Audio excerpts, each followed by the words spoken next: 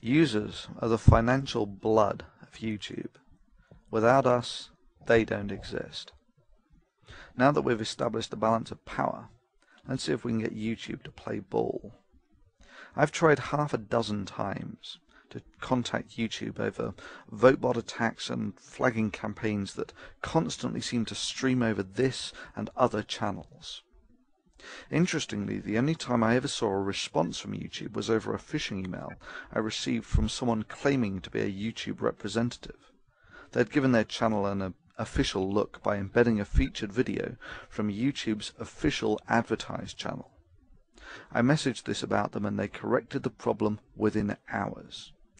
Oh yeah, when YouTube deems something in their personal interests, they can act quick enough. Now I feel that YouTube is aware of the problem that this channel and others are facing. They have simply elected not to communicate or act as they don't deem it in their financial interests. However, without users, YouTube is nothing. Users are the lifeblood of YouTube. Collective action by users necessitates a response by YouTube.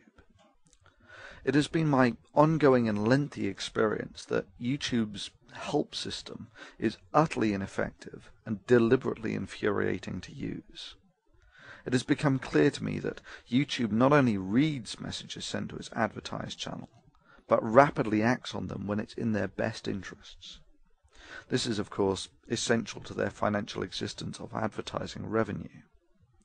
They have to read these messages. Well, you don't have to be Einstein to figure out what the most effective strategy for the users is.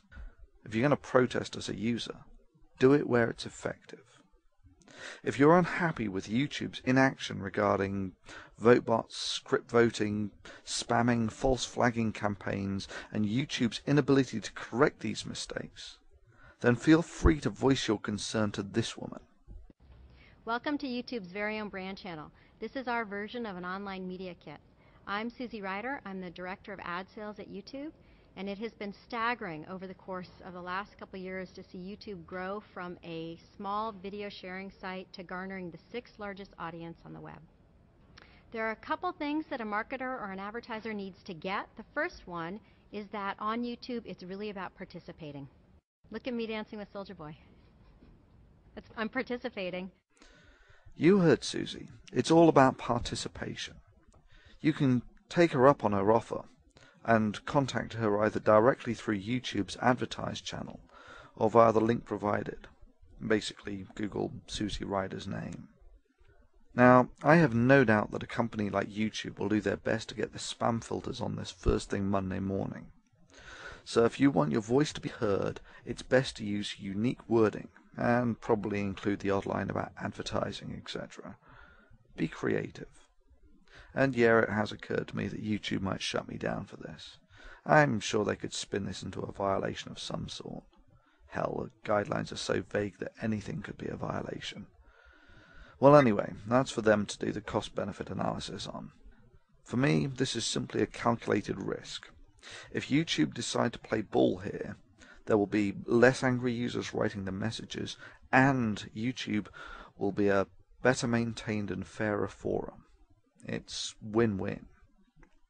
If they don't, then the Thunderfoot channel is gone, and YouTube makes its statement about how it values the opinions of users, and the site likely becomes an increasingly bland and sterile commercial video network, the trajectory it's arguably on already. Irrespective of YouTube's actions, the optimum strategy for us free thinkers now is for you to add the big channels as friends. Basically, this allows us, when someone brings a VoteBot attack to our attention, to alert thousands and maybe even tens of thousands to the problem. This is a form of workaround for dealing with symptoms. Only the system engineers can provide a cure. And yeah, that's you, YouTube. Users, the time has come for you to decide if YouTube's inaction to correct the willful abuse and the detrimental effects that this has had on your experience of using YouTube merits you writing to them. Your collective actions will decide the outcome. To a very large extent, you, the YouTube community, will get the forum it deserves. Success or failure now lie within the hands of the users. It is time to choose your path.